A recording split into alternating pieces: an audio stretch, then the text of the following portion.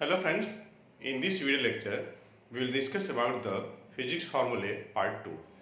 Friends इस video lecture में हम लोग इम्पॉर्टेंट फार्मूले डिस्कस करेंगे। इसके पहले हम लोगों ने पार्ट 1 वीडियो लेक्चर में कुछ इम्पॉर्टेंट फिजिक्स फार्मूले डिस्कस किए थे। तो चलिए हम लोग स्टार्ट करते हैं। तो सबसे पहले हम लोग बात करेंगे फोर्स के बारे में। फोर्स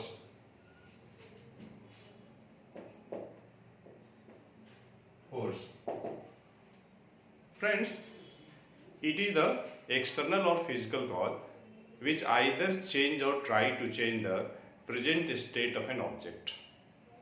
और इस तरीके से अगर आप फोर्स के बारे में बताते हैं तो ये क्वालिटेटिव डिस्क्रिप्शन है, लेकिन आपको अगर क्वांटिटेटिव डिस्क्रिप्शन की बात करनी होगी तो आपको न्यूटन के सेकेंड लॉ से फोर्स को डिफाइन करना होगा। तो according to Newton second law of motion, force is represented as F equals to m into ए।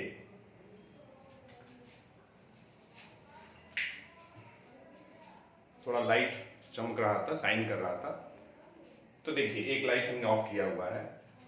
तो ये आपका देखिए फोर्स के बारे में क्वांटिटेटिव डिस्क्रिप्शन आ गया। अच्छा, इसी क्रम में अगर हम बात करेंगे मान लीजिए एक्सेलरेशन का, तो v minus you upon T हो जाएगा। अगर हम बात करेंगे रिटार्डेशन का,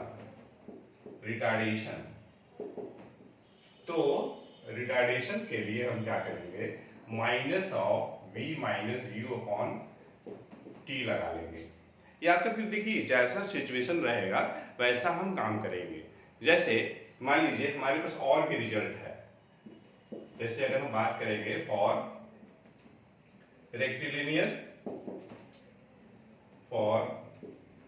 रेक्टिलिनियर मोशन की अगर हम बात करें तो देखिए रेक्टिलिनियर मोशन के लिए हमारे पास 3 एलिमेंट्री इक्वेशंस हैं। कौन कौन है? हमारे पास है v equal to u plus a t है, और v square equals to u square plus twice s है, और जो थर्ड इक्वेशन है s equals to u t plus half a t square. ये देखिए जो 3 इक्वेशंस हैं, these are called the elementary equations of dynamics, या काइनेमेटिक्स इक्वेशंस भी ये है।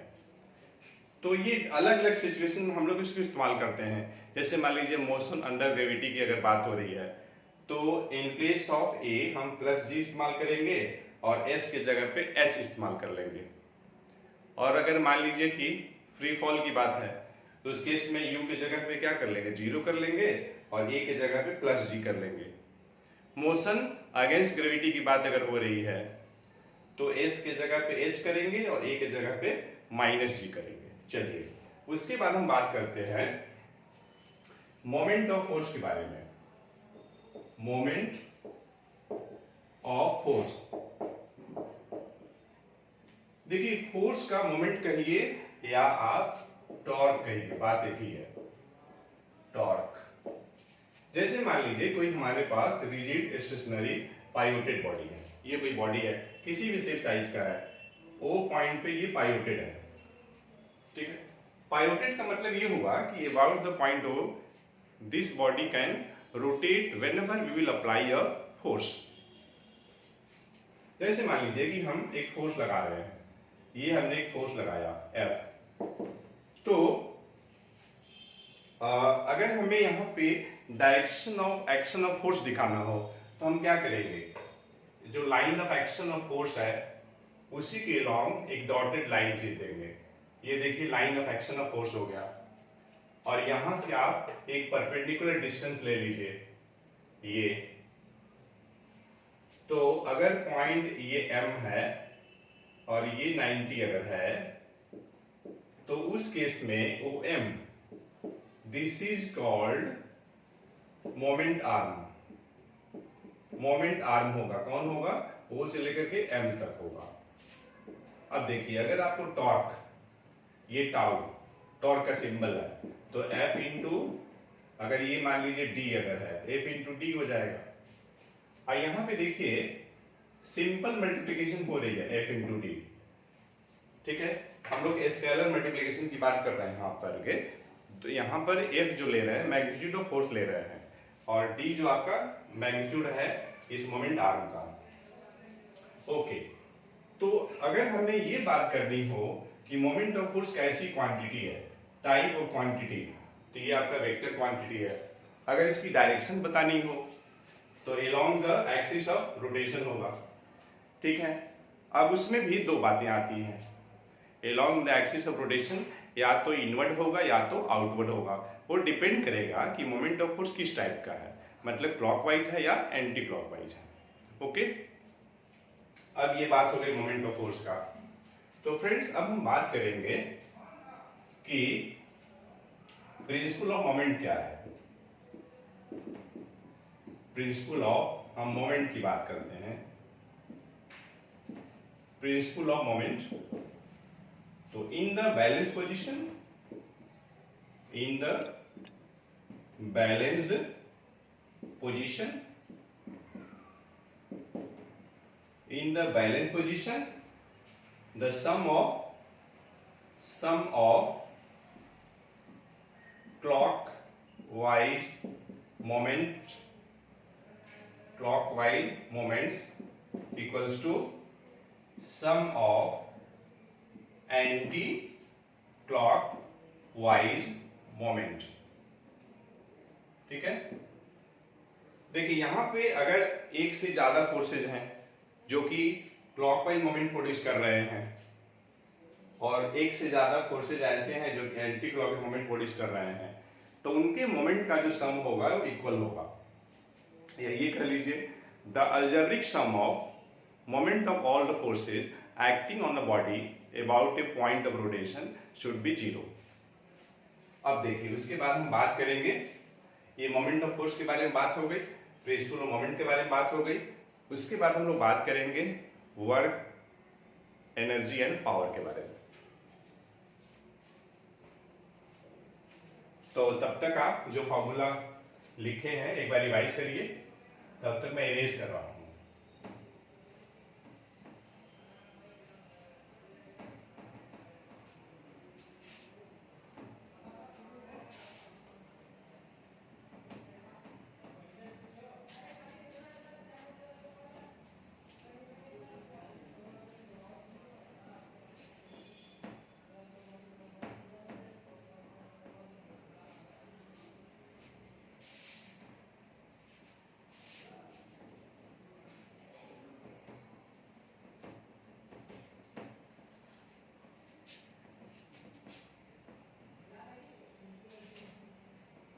तो ये अभी देखिए इरेज हो चुका है।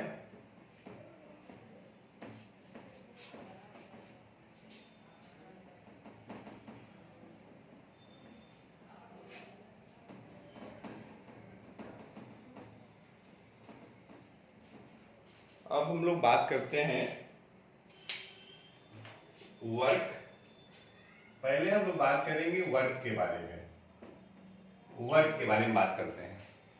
तो देखिए मेजरमेंट ऑफ वर्क की पहले अगर बात करें और उसका सिंबल अगर W अगर है तो this is given as F S cos theta.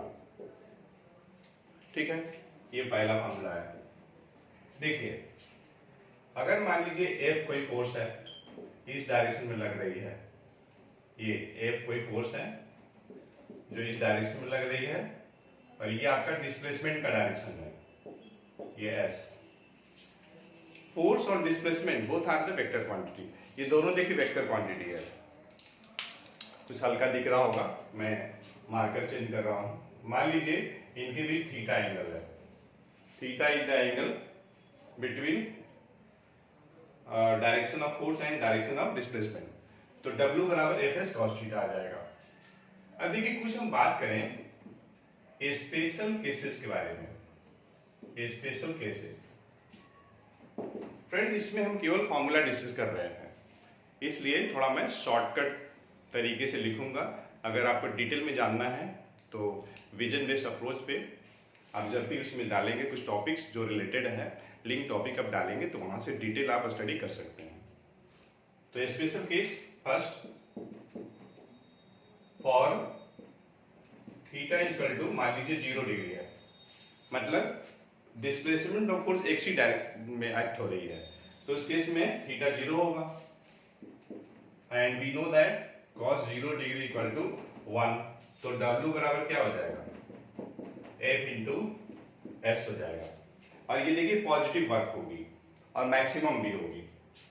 अगर मान लीजिए आप थीटा इक्वल टू 90 डिग्री लेते हैं, तो उस केस में क्या होगा, cos 90 डिग्री की वैल्यू 0 होती है और cos 0 कितना होता है, 1 होता है, तो W बराबर क्या हो जाएगा, 0 हो जाएगा। W 0 हुआ मतलब कि 0 वर्क डन, मतलब नो वर्क डन।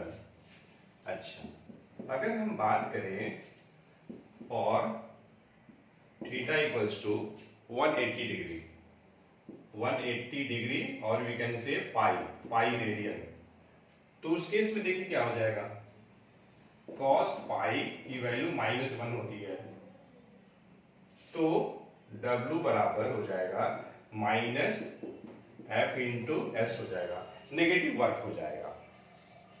इस केस में फोर्स और जो डिस्प्लेसमेंट होंगी both will be opposite to each other, और इस केस में सेकेंड केस में फोर्स और डिस्प्लेसमेंट दोनों एक दूसरे के परपेंडिकुलर होंगे। इस केस में फोर्स और डिस्प्लेसमेंट लाइक होंगे, एक डायरेक्शन में होंगे। अब देखिए इसकी बात हो गई, अब हम बात करेंगे एनर्जी के बारे में। एनर्जी या ये कह लीजिए वर्क डन, कुछ और भी छूट रहा है, work done by gravity, work done by gravity. तो W अगर सिंपल अगर है तो ये mgh के बराबर हो जाएगा, ठीक है। इसी टाइप से अगर वर्क डन अगेंस्ट ग्रेविटी अगर होगी तब भी mgh ही होगा, चाहे आप ब्लैडर इस्तेमाल करें या स्लोप इस्तेमाल करें या तो एलिवेटर इस्तेमाल करें, ठीक है, या तो लिफ्ट इस्तेमाल करें। उसमें हम क्या लेते हैं, एस वर्टिकल हाइट लेते हैं, और mg क्या है, वेट है, वेट ऑफ द ऑब्जेक्ट है। अब हम बात करेंगे फ्रेंड्स एनर्जी के बारे में। एनर्जी, इसमें देखिए हम लोग मेनली काइनेटिक एनर्जी की बात करेंगे, तो ये होगा आपका हाफ mv² हो जाएगा। यहाँ पे देखिए कोई ऑब्जेक्ट है जिसका ये मास m है और इसकी वेलोसिटी v है, तो इस ऑब्जेक्ट के पास देखिए क्या क्या है, मोमेंटम भी है और काइनेटिक एनर्जी भी है। तो अगर आपको काइनेटिक एनर्जी निकालना है तो ये लगा लीजिएगा, अगर आपको मोमेंटम निकालना है तो m इंटू वी लगा लीजिएगा, ठीक है। और यहाँ पे देखिए m और v², इनके भी सिंपल मल्टीप्लिकेशन है, यहाँ पे वेक्टर और डॉट प्रोडक्ट की बात नहीं हो रही है, ध्यान दीजिएगा। ओके, अब हम बात करें पोटेंशियल एनर्जी का, या उसके पहले एक पॉइंट और डिस्कस कर लें हम लोग, और पॉइंट ये है कि मास में, मोमेंटम में और काइनेटिक एनर्जी में क्या कोई रिलेशन है क्या? बिल्कुल है, p² is equal to twice mk, ये रिलेशन है। इसको आप किसी भी तरीके से लिख सकते हैं। मान लीजिए आपको k चाहिए तो आप क्या लिखेंगे, p² अपॉन ट्वाइस m लिखेंगे, ठीक है। और यहाँ देख ही रहे हैं p² is equal to twice mk। यहाँ से देखिए काइनेटिक एनर्जी मास का इनवर्सली प्रोपोर्शनल है, तो इसमें क्वेश्चन भी आता है कि मान लीजिए दो बॉडीज हैं, एक लाइटर और एक हेवियर है, उनकी अगर मोमेंटम अगर कांस्टेंट अगर है तो किस बॉडी की काइनेटिक एनर्जी ज़्यादा होगी। उसी टाइप से एक लाइटर बॉडी है और हेवियर बॉडी है, उसकी काइनेटिक एनर्जी सेम है तो किस बॉडी का मोमेंटम ज़्यादा होगा, ठीक है। अब देखिए नेक्स्ट हम लोग बढ़ते हैं, अब लोग बात करेंगे फोर्थ पोटेंशियल एनर्जी के बारे में। यू क्या है, it is symbol for potential energy, तो ये हो जाएगा आपका mgh के बराबर हो जाएगा। चलिए अब हम बात करते हैं फ्रेंड्स कुछ रिलेशन के बारे में। रिलेशनशिप बिटवीन, मान लीजिए जूल एंड अर्थ के बारे में बात कर लें, तो देखिए joule J, it is the ऐसा यूनिट ऑफ वर्क कहिए या एनर्जी कहिए। देखिए वर्क और एनर्जी दोनों का यूनिट सेम रहेगा। अर्थ क्या है, ये सीजीएच यूनिट है वर्क का या एनर्जी का। तो देखिए फ्रेंड्स, 1 जूल इक्वल टू होता है 10⁻7 अर्ग होता है। ओके, इसी टाइप से मान लीजिए कि 1 मेगा जूल है, तो ये हो जाएगा 10⁻6 जूल हो जाएगा। ठीक है, अगर मान लीजिए 1 गीगा जूल है, तो ये हो जाएगा 10⁹ जूल हो जाएगा। अच्छा, और एक रिलेशन, मान लीजिए कि 1 किलोवाट आवर है। ठीक है, 1 किलोवाट आवर को हम लोग को जूल में एक्सप्रेस करना है, तो ये आपका हो जाएगा 3.6 इंटू 10⁶ जूल हो जाएगा। In a just similar manner 1 watt hour, this will be 3.6 into 10⁻3 joule हो जाएगा। एक और बहुत ही इंपॉर्टेंट है, मान लीजिए कि 1 कैलोरी में और जूल में क्या रिलेशन है, तो 1 कैलोरी इक्वल टू 4.186 जूल हो जाएगा। एक और है 1 इलेक्ट्रॉन वोल्ट किसके बराबर होगा, तो 1.6 इंटू 10⁻⁻19 जूल के बराबर होगा। तो फ्रेंड्स, इसके बाद हम लोग डिस्कस करते हैं पावर के बारे में, और उसके पहले मैं व्हाइट बोर्ड प्रिपेयर करता हूं। तब तक आप जो फॉर्मूला हम लोग डिस्कस किए उसको रिवाइज करिए।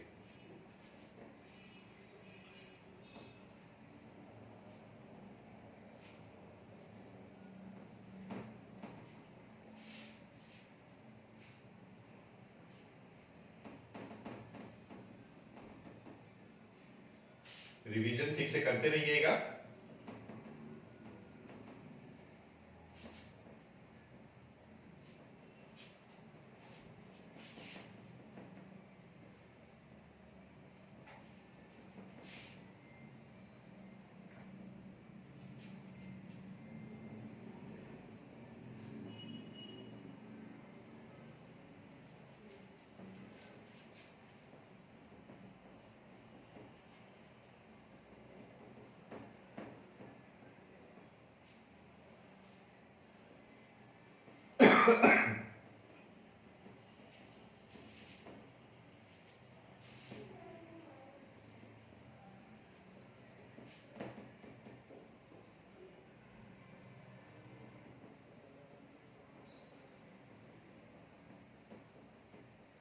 चलिए, तो व्हाइट बोर्ड प्रिपेयर हो चुका है और हम लोग इस पे आगे लिख सकते हैं।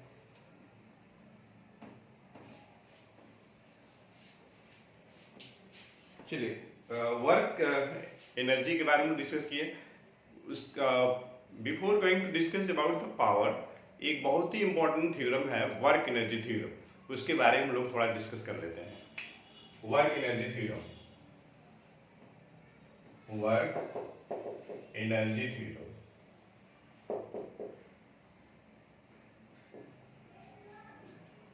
ये देखिए, नेम से ही पता चल रहा है वर्क एनर्जी के बीच में इसमें इक्विवेलेंस बताई गई है। तो जैसे मान लीजिए कोई बॉडी है, इस पे आप एक फोर्स लगा रहे हैं, फोर्स लगाएंगे आप, एक कोई फोर्स लगा रहे हैं इस बॉडी पे, और इसका इनिशियल जो वेलोसिटी है u है। फोर्स लगाने के बाद इसकी जो वेलोसिटी है बढ़ करके, बॉडी वही है, बड़ा छोटा आपको दिख रहा होगा लेकिन बॉडी वही है,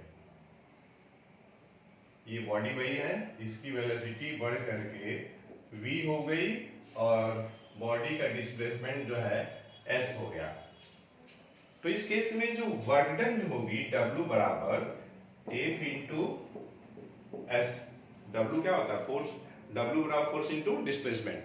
देखिए, जब फोर्स का डायरेक्शन और डिस्प्लेसमेंट का डायरेक्शन अगर सेम होगा तो वर्क डन बराबर क्या हो जाएगा, F इंटू एस हो जाएगा।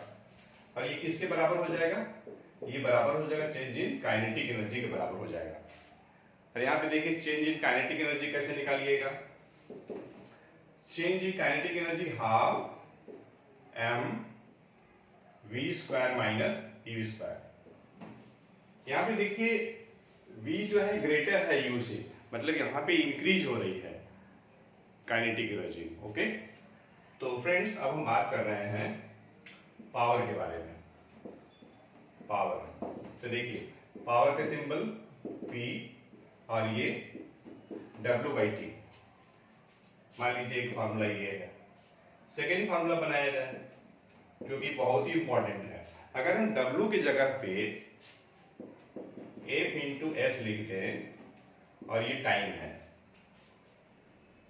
S डिस्प्लेसमेंट अपॉन टाइम, तो ये हम लोग को मिल जाएगा in place of F upon T we will write V।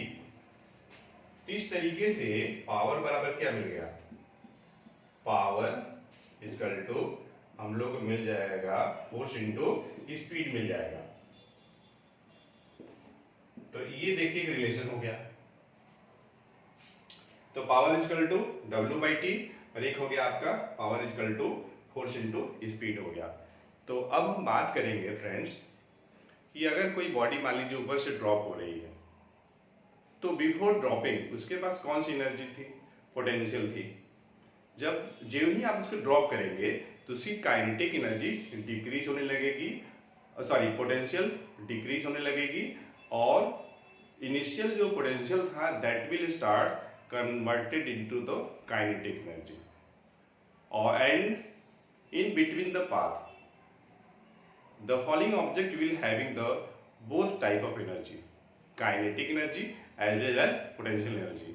just before reaching the ground उसके पास पोटेंशियल एनर्जी हो जाएगा और पोटेंशियल एनर्जी जीरो हो जाएगा और काइनेटिक एनर्जी रहेगा। ये मैं बताना चाह रहा हूँ, and this is called the principle of conservation of energy.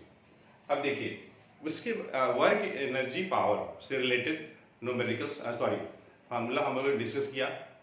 इस वीडियो लेक्चर में केवल फार्मूला डिस्कस कर रहे हैं। डिटेलिंग आप चैनल पे जा करके वहां से आप टॉपिक सर्च करके स्टडी कर सकते हैं। तो देखिए इसके बाद हम बात कर रहे हैं मशीन टॉपिक के बारे में।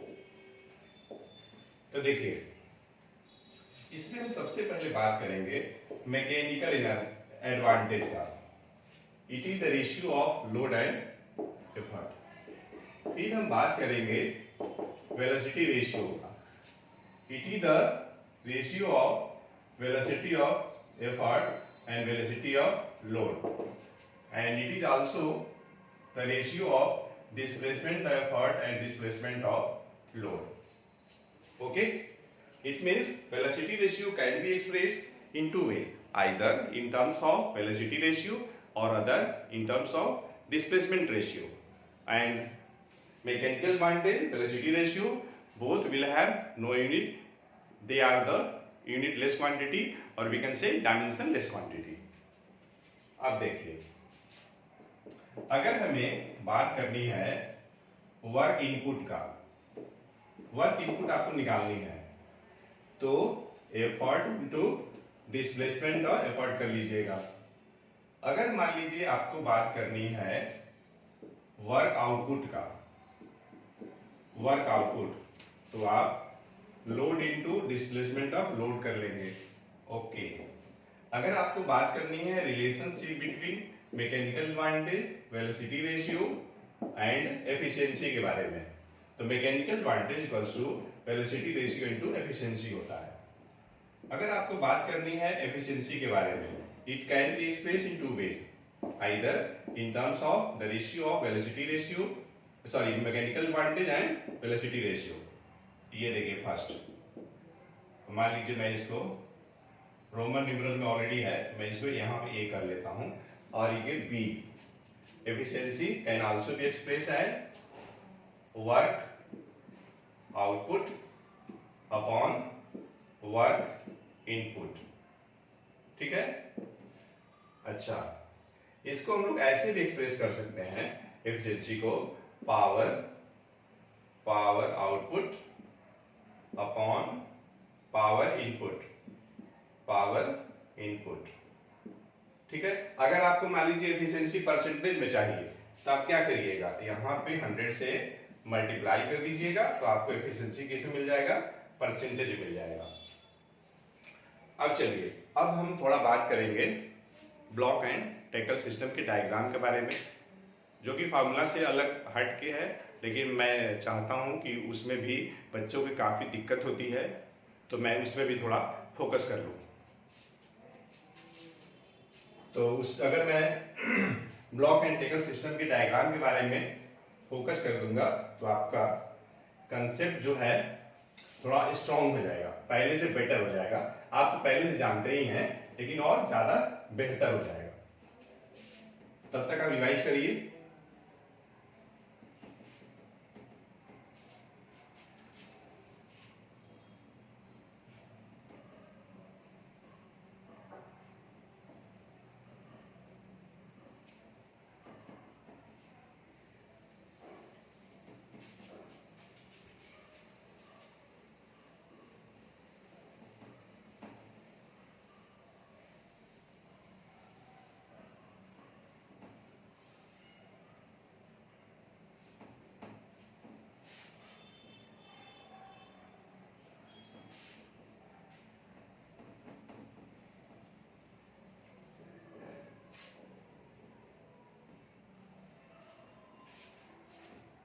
चलिए ध्यान से देखिएगा।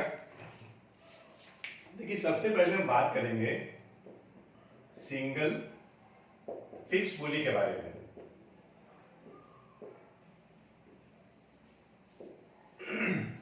फ्रेंड्स कई लेसन्स इसी एक वीडियो लेक्चर में है, इसलिए वीडियो लेक्चर थोड़ा ये लंबा होगा। आपको धैर्य के साथ वीडियो लेक्चर देखना पड़ेगा, और अगर आप धैर्य के साथ देखेंगे तो डेफिनेटली आप बेनिफिटेड होंगे। जैसे मान लीजिए हमारे पास ये रिजिड सपोर्ट है, ये रिजिड सपोर्ट है, ये हमने बना लिया है, हमने ये हुक लगा दिया है, और मैं यहाँ हुक से एक फ्रेम लगा रहा हूँ। ये हमारे पास एक फ्रेम है, और यहाँ मैं एक्सेल दिखा रहा हूँ, ये डॉट एक्सेल है, और यहाँ मैं ये बना लिया। ये देखिए, ये हमने एक पुली बना लिया, ये पुली है, ठीक है। यहाँ ये देखिए, ये स्ट्रिंग है, स्ट्रिंग के एक एंड से हमने लोड जो है हैंग कर दिया है, लोड को एक सस्पेंड कर दिया हुआ है, लटका दिया है, और जो दूसरा जो फ्रेंड है आपका स्ट्रिंग का, वहां पे मैं एफर्ट लगा रहा हूं। तो देखिए, to balance this load one tension will exert in the string. देखिए जहां पर टेंशन है वहां पे लोड है। Where there is a tension there is a load definitely. जैसे जहां चाह वहां रहा, और जहां पर फोर्स है वहां पे एक्सेलरेशन है, या जहां पे एक्सेलरेशन है वहां पे फोर्स है। तो अगर टेंशन की बात हो रही है तो निश्चित रूप से वहां पे लोड होगी। तो यहाँ पे ये टेंशन, टेंशन किसमें हम लोग दिखाएंगे, स्ट्रिंग में दिखाएंगे। तो टेंशन मीन्स आयतन, और यहाँ पे देखिए यहाँ पे टेंशन है, ठीक है। और इस केस में आपको पता है मैकेनिकल वांटेज 1 होता है, वेलोसिटी रेशियो 1 होता है, एफर्ट डाउनवर्ड लगाना आसान होता है। अगर यहीं पे हम बात करें फ्रेंड्स, हम अगर सिंगल मूवेबल पुली की बात करें, ये आपका रिजिड सपोर्ट है, और यहाँ हमने पुली बना लिया है। ये थोड़ा छोटा ही बन गया है, कोई बात नहीं है, हमें तो कंसेप्ट आपको समझाना है। और ये हमने लोड दिखाया हुआ है, ठीक है, ये लोड का डायरेक्शन में दिखा दिया L। अब देखिए स्ट्रिंग कैसे लगाएंगे, बहुत ही आसान है। यहाँ पे हुक है, हुक से हमने लटका दिया, ऐसे लगा दिया, और ये मैं ऐसे ग्रुप से होता हुआ ये मैं दिखा दिया। तो यहाँ पे और यहाँ पे थोड़ा फर्क है, एफर्ट यहाँ पे डाउनवर्ड है, यहाँ पे एफर्ट अपवर्ड है। तो देखिए, to balance this load these two segment are responsible, तो therefore इन दोनों में टेंशन टी, इस L के लिए 2 T रहेगा, और एक और जो आप T दिखाएंगे एफर्ट के लिए दिखाएंगे। चलिए ये हो गया। आप सिंगल फिक्स पुली, सिंगल मूवेबल पुली में आप डिफरेंस आराम से लिख सकते हैं। थ्योरी पोर्शन में अगर आता है तो आराम से आप एक डायग्राम दे दीजिएगा। मैकेनिकल एडवांटेज, वेलोसिटी रेशियो, इसमें 1 होता है, इसमें दोनों 2 होता है। इसका एफर्ट डाउनवर्ड है, इसका एफर्ट अपवर्ड है, ठीक है। इसमें एक्सल फिक्स रहेगा और इसमें एक्सल मूव करेगा। हो गया।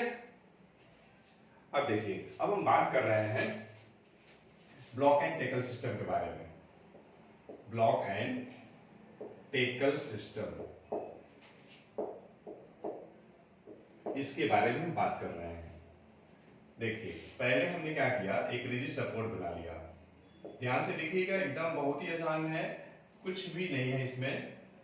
ये मैं एक फ्रेम बना लिया, ये देखिए अपर फ्रेम है, अपर ब्लॉक का फ्रेम है, इसमें हमने हुक भी लगा दिया, हुक ऊपर भी है, हुक यहाँ भी है। और ये देखिए हमने लोअर फ्रेम, इसमें भी ऊपर हुक है और ये नीचे हुक बना दिया, और इससे हम लोड जो है दिखा रहे हैं। ये लोड है, लोड हमेशा किधर दिखाएंगे, डाउनवर्ड दिखाएंगे। एक पुली हम यहां बना लिए, एक पुली हम यहां बना लिए, ठीक है। यहाँ छोटा बनाइएगा, थोड़ा बड़ा बनाइएगा। एक्चुअली में बड़ा छोटा होता नहीं है, लेकिन डायग्राम की क्लैरिटी के लिए ऐसा दिखाया जा रहा है कि ताकि स्ट्रिंग एक दूसरे से टच ना हो। और ये दो पुली के बीच में थोड़ा गैप दिखाइएगा, ताकि दो पुली टच ना करे। अगर दो पुली टच करेगा तो फिर पुली घूमेगा कैसे। तो ऊपर भी हम दो पुली दिखा दिए, यहां भी दिखा दिए ऐसे। ये देखिए एक्सल है, ये एक्सल है। अब देखिए थ्रेडिंग जो करते हैं, तो थ्रेडिंग पे ध्यान देना है। कैसे ध्यान देना है, ध्यान दीजिएगा। मान लीजिए यहां हमने एफर्ट को ऐसे दिखा दिया, मैं समझाने के लिए थोड़ा इधर करके दिखा रहा हूं। कहीं भी इसमें लूज कनेक्शन मत दिखाइएगा, ऐसे आएगा और ये ऐसे होता हुआ इस तरीके से यहां आएगा, फिर ये होता हुआ, ये स्केल से बनाइएगा, हमारा थोड़ा टेढ़ा मेढ़ा हो जा रहा है क्योंकि हम बिना स्केल के बना रहे हैं। ऐसे आएगा, फिर ये देखिए यहां पे आएगा, फिर ये कहां जाएगा, यहां पे आएगा। इस तरीके से देखिए बन गया। अब देखिए इस लोड को बैलेंस करने के लिए 1 2 3 4 5 सेगमेंट, ये सभी रिस्पॉन्सिबल है। ये 1 2 3 4, ये 4 नॉट 5, 4 सेगमेंट रिस्पॉन्सिबल है। 1 2 3 4, तो L बराबर 40 हो जाएगा। और इस एफर्ट को बैलेंस करने के लिए यहाँ एक टेंशन होगा और ये लोड के लिए टेंशन है, ठीक है।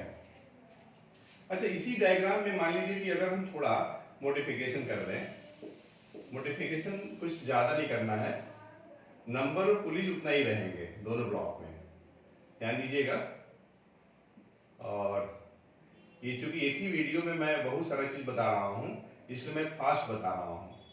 अगर आपको डिटेलिंग पढ़नी है तो आप अलग अलग टॉपिक विजन बेस्ड अप्रोच पे जाके आप पढ़ सकते हैं,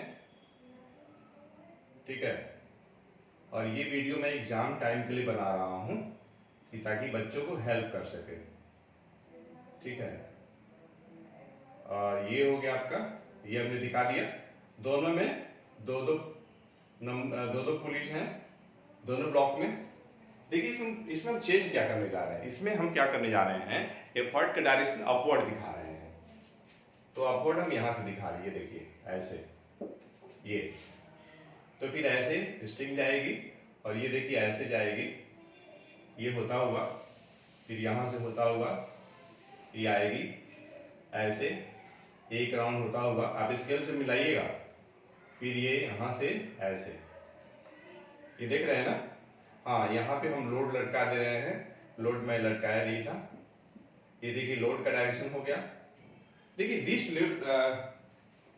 in this case this load has been segmented by the how many segment, ध्यान से देखिएगा, यहीं पे तो मेन गेम है 1 2 3 4 5, यहाँ पे ये पांचों सेगमेंट रेस्पॉन्सिबल है। यहाँ पे केवल 1 2 3 4 सेगमेंट रेस्पॉन्सिबल था लोड को बैलेंस करने के लिए। तो यहाँ पे देखिए टेंशन आप जो दिखाएंगे, यहाँ दिखाएंगे, यहाँ दिखाएंगे, यहाँ दिखाएंगे और यहाँ दिखाएंगे, ठीक है। 1 2 3 4 और ये 5। और चूंकि देखिए स्ट्रिंग क्या है, यूनिफॉर्म है, इसलिए टेंशन हर जगह समान रहेगी, एक समान रहेगी। और चूंकि ये सिंगल स्ट्रिंग है, इसलिए टेंशन भी हम लोग टीटी ही दिखाएंगे। इस एफर्ट के लिए एक टेंशन दिखा देंगे, ठीक है। इसी टाइप से आप बना लीजिएगा। अब हम बात करेंगे फ्रेंड्स इसके बाद लाइट से रिलेटेड न्यूमेरिकल्स के बारे में। तो सबसे पहले हम बात करेंगे refraction of light through plane surfaces, उसके बाद हम लोग बात करेंगे refraction of light through spherical surfaces.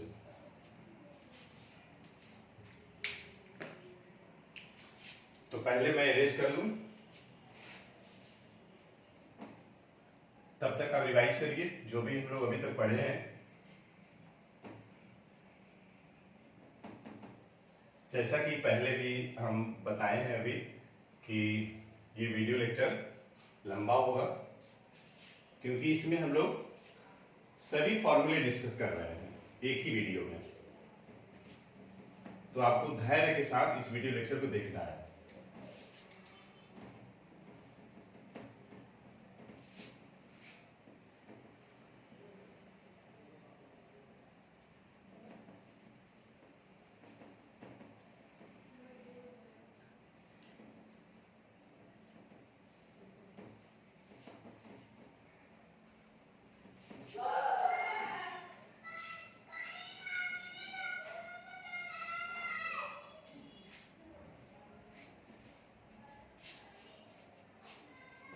Okay friends, तो हम लोग बात करते हैं रिफ्रैक्शन ऑफ लाइट के बारे में। तो सबसे पहले हम लोग बात करेंगे refraction of light through plane surface.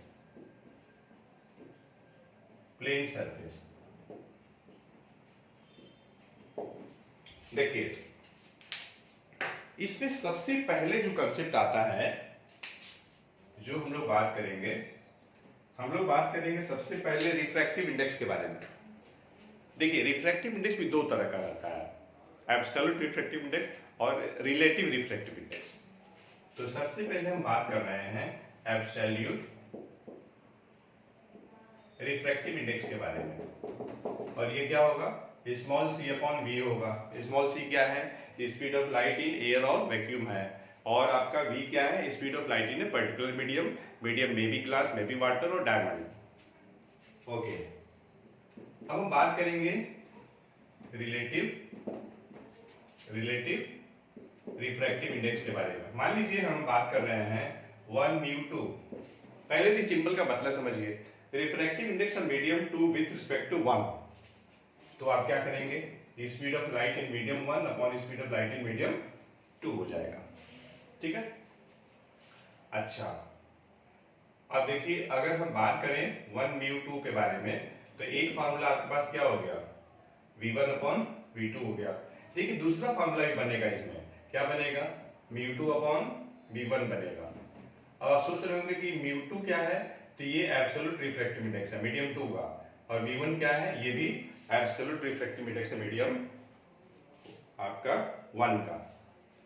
देखिए, अगर आपको किसी मीडियम का रिफ्रैक्टिव इंडेक्स एक्सप्रेस करना है एयर या वैक्यूम के रेस्पेक्ट में, तो वह एब्सोल्यूट रिफ्रैक्टिव इंडेक्स होगा, अदरवाइज रिलेटिव रिफ्रैक्टिव इंडेक्स होगा। तो चलिए, अब हम लोग तीसरा जो बात करते हैं, लैटरल डिस्प्लेसमेंट की बात करते हैं। लैटरल डिस्प्लेसमेंट की हम बात कर रहे हैं।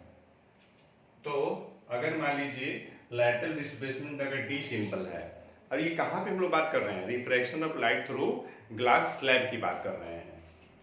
तो d बराबर हो जाएगा t sine i minus r upon cos r हो जाएगा। यहाँ पे देखिए, t क्या है? थिकनेस ऑफ द मीडियम है।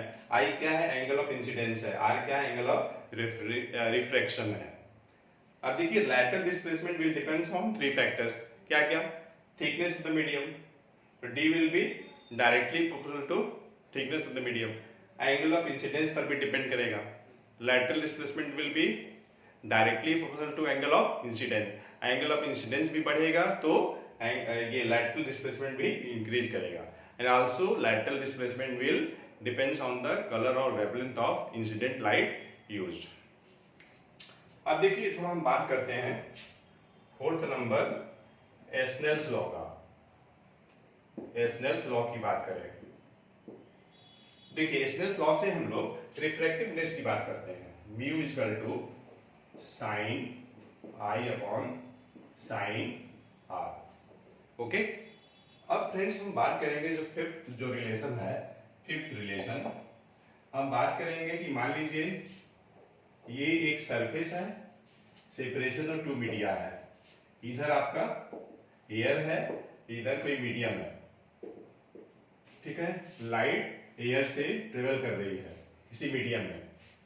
मान लीजिए इस मीडियम में लाइट की स्पीड c है, यस, और फ्रीक्वेंसी f है और वेवलेंथ लैम्डा है। तो देखिए लाइट जब एक मीडियम को से पार करके सेकेंड मीडियम में इंटर करती है तो फ्रीक्वेंसी रिमेन्स अनचेंज। तो फिर चेंज किस में होगा? डायरेक्शन में चेंज होगा, स्पीड में चेंज होगा और वेवलेंथ में चेंज होगा।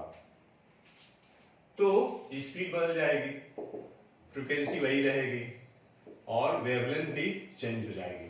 तो हमारे पास दो रिलेशन है, मान लीजिए फर्स्ट रिलेशन है और ये आपका सेकेंड रिलेशन है। तो अगर हम यहाँ पे डिवाइड कर दें इक्वेशन 1 में, अगर हम 2 से डिवाइड कर दें हमारे पास क्या मिलेगा? देखिए c upon v f lambda और ये लैम्डा डैश, f कैंसिल हो जाएगा और ये देखिए c अपॉन v क्या है? ये आपका म्यू है, रिफ्रैक्टिव इंडेक्स है, और ये कितना आया? लैम्डा अपॉन लैम्डा डैश आ गया। और यहां से हम लोग को क्या मिलेगा? हम लोग को मिलेगा लैम्डा डैश बराबर लैम्डा अपॉन म्यू मिलेगा, ठीक है। मतलब यहां पे हम लोगों ने क्या किया है? We have compare the wavelength of light in two media. ये भी कर सकते हैं relationship between wavelength of light in two media and refractive index. और यहाँ पे म्यू क्या है? ये एब्सोल्यूट रिफ्रैक्टिव इंडेक्स है, ठीक है। नेक्स्ट बढ़ते हैं 6 फॉर्मूले की तरफ। रियल डेप्थ ना, और एपरेंट डेप्थ और आपका म्यू के बीच में क्या रिलेशन है?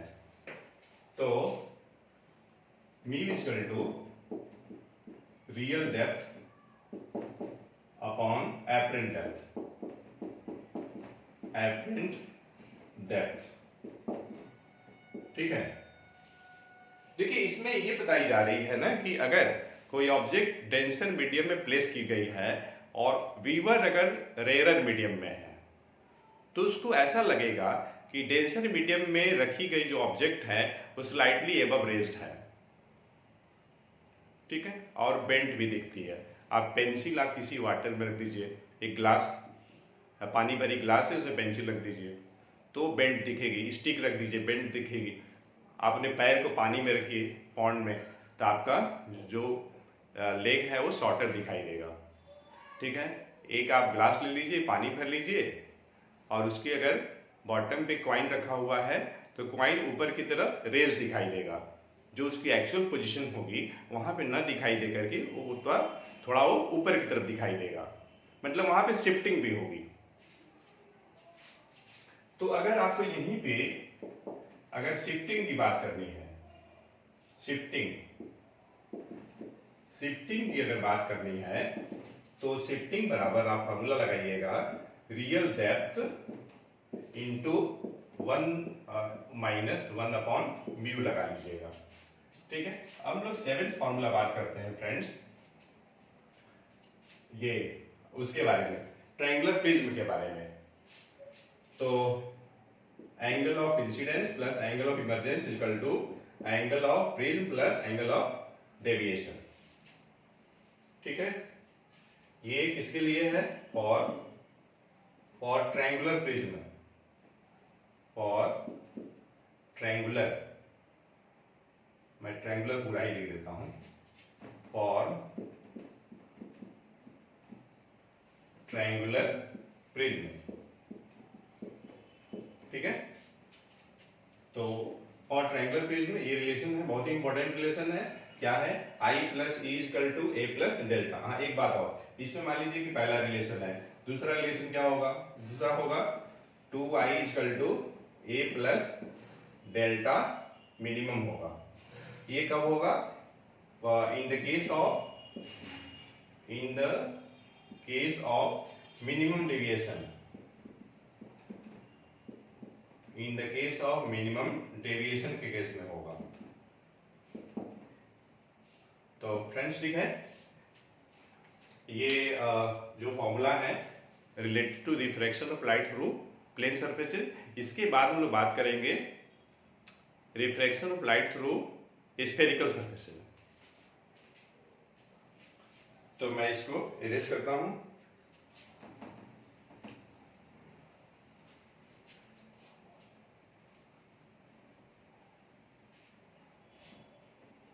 मैं पहले ही बता चुका हूं आपको कि एक ही वीडियो लेक्चर में हम लोग कई टॉपिक के फॉर्मूले डिस्कस कर रहे हैं, इसलिए ये वीडियो लेक्चर लंबा होगा। आप धैर्य के साथ इस वीडियो को देखिएगा।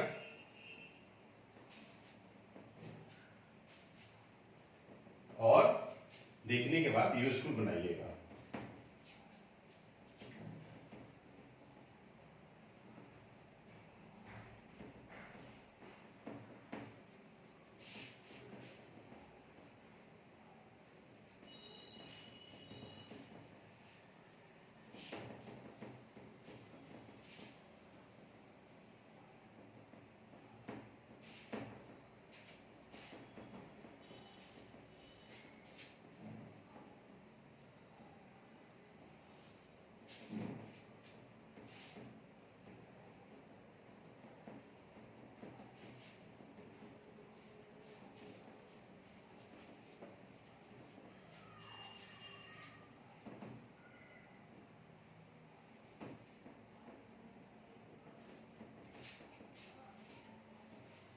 चलिए,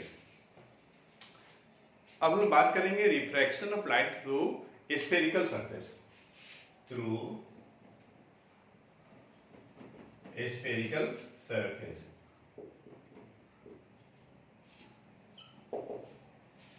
देखिए, इसमें हम लोग सबसे पहले बात करेंगे फ्रेंड लेंस फॉर्मूला के बारे में। तो 1/v minus 1/u equal to 1/f। ये लेंस फॉर्मूला है या कह लीजिए लेंस रिलेशन है। अच्छा, सेकेंड मैग्निफिकेशन के लिए it is the ratio of size of image and size of object. Size of image and size of object, I और ओ बोल्ड फेस में लिखिएगा, इक्वल्स टू v/u। देखिए, अदर्स बुक में बहुत सारे सिंबल्स में मिलेंगे, ठीक है, जैसे h'/h मिलेगा, h1/h2 मिलेगा, ठीक है। v आपका इमेज डिस्टेंस है, u क्या है ऑब्जेक्ट डिस्टेंस है, f क्या है फोकल लेंथ है। अच्छा, मान लीजिए कि लेंस का आपको पावर निकालना है, तो 1/f लिखिएगा। f किस में होना चाहिए, ये मीटर में होना चाहिए। अच्छा, मान लीजिए आपको मैग्नीफाइंग पावर निकालना है। मैग्नीफाइंग पावर किसका निकालना है, तो magnifying power of simple microscope का, सिंपल माइक्रोस्कोप का निकालना है। इसके लिए होता है 1 + d/f होता है। d क्या है, d आपका 25 सेंटीमीटर होगा, और ये क्या है least distance of distinct vision. Least distance of distinct vision है ये, ठीक है। एक समझ ही रहे हैं फोकल लेंथ है। अब ये देखिए, लेंस से रिलेटेड जितने भी न्यूमेरिकल्स होंगे ये 4 फॉर्मूले से आपका हो जाएगा। इसमें थोड़ा साइन कन्वेंशन पे ध्यान दीजिएगा। ओके, अब देखिए कुछ फॉर्मूले और भी मैं डिस्कस कर रहा हूं। जैसे मान लीजिए कि इको का केस है, इको फॉर्मेशन का केस है, तो उसके लिए मान लीजिए कि यहाँ पे हमारे पास एक रिफ्लेक्टर है, ये रिफ्लेक्टर है, और यहाँ पे सोर्स ऑफ साउंड है। तो यहाँ से डिस्टेंस, अगर सोर्स ऑफ साउंड से रिफ्लेक्टर का डिस्टेंस अगर d अगर है, तो देखिए यहाँ से original sound d distance travel करेगी, टकरा करके वापस आएगी, ऐसे वापस आएगी, ठीक है। तो टोटल डिस्टेंस कितना चलेगा 2d। अगर स्पीड ऑफ साउंड कितना है v है, टाइम कितना t लगा, तो एक रिलेशन आपके पास ये हो गया, ठीक। और इससे आप d भी निकाल सकते हैं, कैसे, v × t/2 कर लीजिए, ठीक है। ये आपका दूसरा रिलेशन हो गया, ठीक है ना, क्लियर है ना।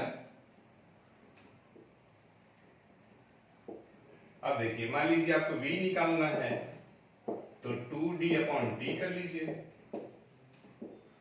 ठीक है। ये हो गया थर्ड रिलेशन।